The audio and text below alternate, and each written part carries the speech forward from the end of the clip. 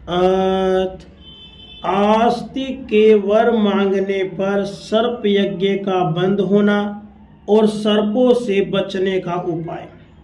उग्र सर्वा जी कहते हैं, जन्मेजय के यज्ञ में सर्पों का हवन होते रहने से बहुत से सर्प नष्ट हो गए, केवल थोड़े से ही बच रहे। इससे वासुकी नाग को बड़ा कष्ट हुआ। घबराहट के मारे उनका हृदय व्याकुल हो गया। उन्होंने अपनी बहन जरत्कारों से कहा, बहन मेरा अंग भंग जल रहा है, दिशाएं नहीं सूझती, चक्कर आने का बेहोश हो रहा हूँ, दुनिया घूम रही है, कलेजा फट रहा है, मुझे ऐसा दिख रहा है अब मैं भी विवश होकर जगती आग में गिर जाऊंगा। इस यज्ञ का यही उद्देश्य है। मैंने इसी समय के लिए तुम्हारा विवाह जरत्कारु ऋषि से किया था। अब तुम हम लोगों की रक्षा करो। ब्रह्मा जी के कथनानुसार तुम्हारा पुत्र आस्तिक इस सर्प यज्ञ को बंद कर सकेगा। वह बालक होने पर भी श्रेष्ठ वेद वेता और वेदों का माननीय है। अब तुम उससे हम लोगों की रक्षा के लिए कह दो। अपने भाई की बात सुनकर ऋषि पत्नी जरत्कारु ने सब बातें बतलाकर नागों की रक्षा के लिए आस्तिक को प्रेरित किया। आस्तिक ने माता की आज्ञा स्वीकार कर वासुकी से कहा, नागराज आप मन में शांति रखिए, मैं आपसे सत्य सत्य कहता हूँ, उस सांप से आप लोगों को मुक्त कर दूंगा। मैंने हास विलास में भी कभी असत्य भाषण नहीं किया है, इसलिए मेरी बात झूठ न समझो। मैं अपनी शुभ वाणी से राजा जन्मेजय को प्रसन्न कर लूंगा और वह यज्ञ बंद कर देगा। मामा जी आप मुझ पर विश्वास कीजिए। इस पर वासुकी नाग को आश्वासन देकर आस्तिक सर्पों को मुक्त करने के लिए यज्ञशाला में जाने के उद्देश्य से चल पड़े। उन्होंने वहां पहुंचकर देखा कि सूर्य और अग्नि के समान तेजस्वी सभासदों से यज्ञशाला भरी है। द्वारपालों ने उन्हें भीतर जाने से रोक दिया। अब वे भीतर प्रवेश पाने के लिए यज्ञ की स्तुति करने लगे। उनके द्वारा यज्ञ की स्तुति सुनकर जन्मेजय ने उन्हें भीतर आने की आज्ञा दे दी। आस्तिक यज्ञ मंडप में जाकर यजमान ऋत्विज सभासद और अग्नि को भी स्तुति करने लगे। आस्तिक के द्वारा की हुई स्तुति सुनकर राजा सभासद ऋत्विज अग्नि सभी प्रसन्न हो गए। सबके मनोभाव को समझकर जन्मेजय ने कहा, यद्यपि यह बालक है फिर भी बात अनुभवी वृद्धों की कर रहा है। मैं इसे बालक नहीं वृद्ध मानता हूँ। मैं इस बालक को वर देना चाहता हूँ। इस विषय में आप लोग क्या सम्मति है? सभासदों ने कहा, ब्राह्मण यदि बालक हो तो भी राजाओं के लिए सम्मान्य है। यदि यह ब्राह्मण है तब तो कहना ही क्या आता, आप इस बालक को मुंह मांगी वस्तु दे सकते हैं। जन्मेजय ने कहा, आप लोग यथाशक्ति प्रयत्न कीजिए कि मेरा यह कर्म समाप्त हो जाए और तक्षक नाग अभी यहाँ आ जाए, वही तो मेरा प्रधान शत्रु है। ऋत्विजों ने कहा, अग्निदेव का कहना है कि तक्षक भयभीत होकर इंद्र के शरणागत हो गया है।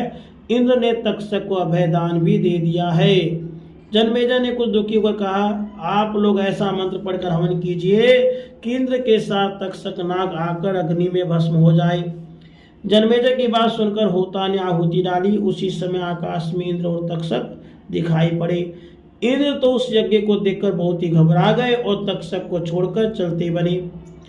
तक्षक सन सन अग्नि ज्वाला के समीप आने लगा। तब उस ब्राह्मण ने कहा, राजन अब आपका काम ठीक हो रहा है, इस ब्राह्मण को वर दे दीजिए। जन्मेजय ने कहा, ब्राह्मण कुमार, तुम्हारे जैसे सत्पात्र को मैं उचित वर देना चाहता हूँ, अतः तुम्हारी जो इच्छा हो प्रसन्नता से मांग लो, मैं कठिन से कठिन वर भी तुम्हें दूंगा। आस्तिक ने यह देखकर कि अब तक्षक अग्नि कुंड में गिरने ही वाला है, अवसर से लाभ उठाया। उन्होंने कहा, राजन आप मुझे यही वर दीजिए कि आपका यह यज्ञ बंद हो जाए और इसमें गिरते हुए सर्प बच जाएं। इस पर जन्मेजय ने कुछ अप्रसन्न होकर कहा, समत ब्राह्मण, तुम सोना चांदी गौ और दूसरी वस्तुएं इच्छा अनुसार ले लो, मैं चाहता हूँ कि यह यज्ञ बंद न हो। आस्तिक ने कहा, मुझे सोना चांदी गौ अथवा और कोई वस्तु नहीं चाहिए। अपने मातृकुल के कल्याण के लिए मैं आपका यज्ञ ही बंद कराना चाहता हूँ। जन्मेजय ने बार बार अपनी बात दोहराई, परंतु आस्तिक ने दूसरा वर मांगना स्वीकार नहीं किया। उस समय सही वेदज्ञ सदस्य एक स्वर से कहने लगे, यह ब्राह्मण जो कुछ चाहता है वही उसको मिलना चाहिए। शौनक जी ने पूछा, सूतनंदन, उस यज्ञ में तो बड़े विद्वान ब्राह्मण थे, किंतु आस्तिक से बात करते समय जो तक्षक अग्नि में नहीं गिरा, इसका क्या कारण है? क्या उन्हें वैसा मंत्र ही नहीं सूझे? उग्र सर्वा जी ने कहा, इंद्र के हाथों से छूटते ही तक्षक मूर्छित हो गया। आस्तिक ने 3 बार कहा, ठहर जा, ठहर जा, ठहर जा। इसी से वह आकाश और पृथ्वी के बीच में लटका रहा, अग्निकुंड में नहीं गिरा।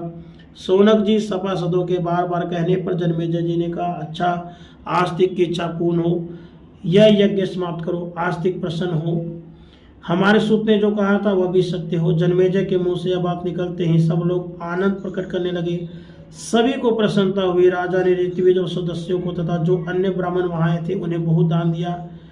जिस सूत ने यज्ञ बंद होने की भविष्यवाणी की थी उसका ही बहुत सत्कार किया।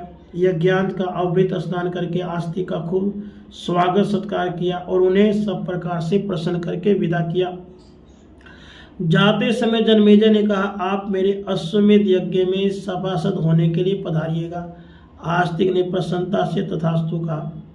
तत्पश्चात अपने मामा के घर जाकर अपनी माता धृतकारु आदि से सब समाचार कह सुनाया। उस समय वासुकी नाग की सभा यज्ञ से बचे हुए सर्पों से भरी हुई थी। आस्तिक के मुंह से सब समाचार सुनकर सर्प बहुत प्रसन्न हुए। उन्होंने उन पर प्रेम प्रकट करते हुए कहा, बेटा, तुम्हारी जो इच्छा हो वर मांग लो। वे बार बार कहने लगे, बेटा, तुमने हमें मृत्यु से बचाया है, हम तुम पर प्रसन्न, कहो तुम्हारा कौन सा प्रिय कार्य है। आस्तिक ने कहा, मैं आप लोगों से वर मांगता हूँ कि जो कोई सायंकाल और प्रातःकाल प्रसन्नता पूर्वक इस धर्म में उपाख्यान का पाठ करे, उसे सर्पों से कोई भय न हो। यह बात सुनकर सभी सर्प बहुत प्रसन्न हुए। उन लोगों ने कहा, प्रियवर, तुम्हारी इच्छा पूर्ण हो, हम बड़े प्रेम और नम्रता से तुम्हारा मनोरथ पूर्ण करते रहेंगे। जो कोई असित, आरतीमान और सुनित मंत्रों में से किसी एक का दिन या रात में पाठ कर लेगा, उसे सर्पों से कोई भय नहीं होगा।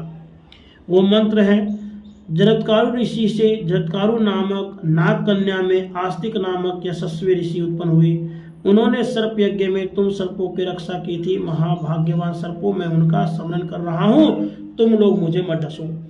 हे महाविषधर सर्प, तुम चले जाओ, तुम्हारा कल्याण हो, अब तुम जाओ।